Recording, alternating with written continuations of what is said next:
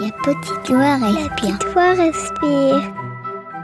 Bonjour, je suis Herveline et je suis heureuse de vous accueillir pour cet épisode spécial de La Petite Voix.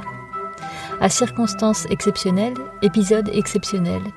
J'ai demandé aux thérapeutes invités de La Petite Voix de nous faire part de leurs réflexions à propos de cette situation inédite, difficile aussi, que nous sommes en train de vivre. Histoire de prendre un peu de hauteur, de faire un pas de côté pour envisager les choses autrement, de rester ancré, de respirer, tout simplement. Chaque matin, vous retrouverez un nouvel invité pendant quelques minutes, comme autant de petites bouffées d'air quotidiennes. Dans quelques temps, bien sûr, La Petite Voix reprendra son cours normal avec des entretiens de thérapeutes, ceux et celles qui nous font du bien. Mais pour l'instant, je vous propose tout simplement de respirer. Allez, La Petite Voix respire, c'est parti! Constance Hamel, coach santé, nous a émus dans l'épisode 17 en nous racontant comment sa vie a basculé le jour où son fils a été diagnostiqué avec un cancer agressif. Le récit de ses mois de combat et de guérison nous ont permis de la suivre dans son chemin vers ce travail au service des autres dans lequel elle s'épanouit pleinement. Aujourd'hui, celle qui a appris à traverser les pires tempêtes nous livre sa vision de ce que nous vivons actuellement, où il est question d'universalité, de mise en avant des métiers que l'on avait presque oubliés et de prendre le temps. Merci Constance pour ce témoignage apaisant et plein de bon sens. Bonjour Herveline, j'aimerais te partager ce que je vis et mes pensées depuis le démarrage du confinement.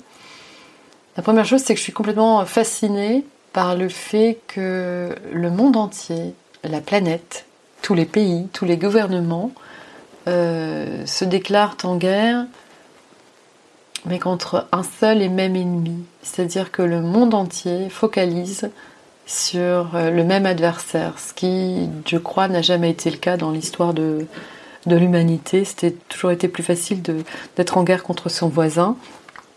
Et là, le monde entier, finalement, est uni face au coronavirus. Donc ça, je trouve ça assez fascinant. En parallèle de ça, le monde est divisé en deux. D'un côté, il y a ceux dont on parlait de moins en moins, qui tenaient le monde économique pendant des siècles et qu'on a mis de côté. Donc, je pense aux agriculteurs, je pense aux commerçants de proximité, je pense même aux médecins, en fait, qui avaient un rôle beaucoup plus important les siècles derniers et qui finalement ces dernières décennies souffraient en fait d'un manque de reconnaissance et de considération.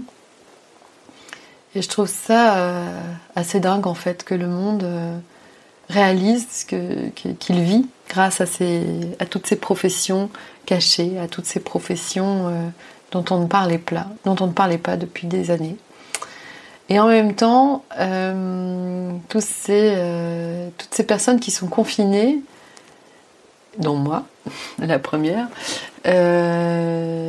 pour lesquelles le temps s'étend, le temps ralentit, c'est une invitation peut-être à redécouvrir le rythme que pouvaient avoir nos aïeux, un rythme plus naturel, un rythme plus posée, une invitation à faire les choses plus en conscience, ne serait-ce que cuisiner, ne serait-ce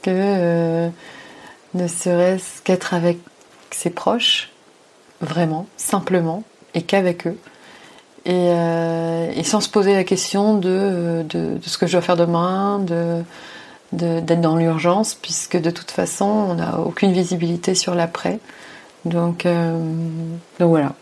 Et puis après, j'ai une pensée pour les dirigeants qui, eux, pour la plupart, sont confinés aussi et qui, eux, pour le coup, gèrent une autre économie et qui vivent dans le stress et on n'en parle pas. Voilà. Donc, j'ai beaucoup de pensées pour eux également.